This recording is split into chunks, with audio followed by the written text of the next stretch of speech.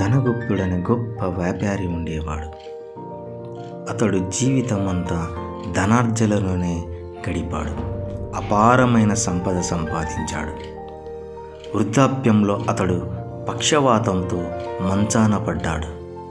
జీవితమంతా ఇతరులకు ఉపయోగపడే పని చేయలేదని పశ్చాత్తాపం పెరిగింది.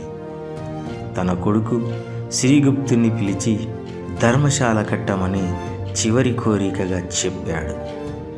తండ్రి చనిపోయాక శ్రీగుప్తుడు వ్యాపారంలో మునిగిపోయాడు. పలు సంవత్సరాలు లాభాలు వచ్చిన ధర్మశాల పనిని వాయిదా వేస్తూనే ఉన్నాడు. ఒక రాత్రి అతను లెక్కలు చూసుకుంటూ ఉండగా ఇంటి అరుగు వద్ద ముసలివాడు బాధతో కూర్చున్నాడు. ఇంకొక బిచ్చగాడు నారాయణ వచ్చి, చింపిరయ్య, ఎందుకు బాధగా ఉన్నావని అడిగాడు.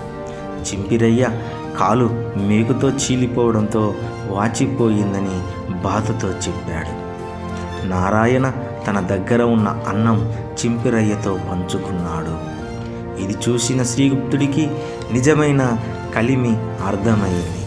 ఆ రాత్రే బిచ్చగాళ్లను ఇంట్లోకి తీసుకొని వెళ్ళాడు. మరుసటి ఉదయం చికిత్స చేశాడు.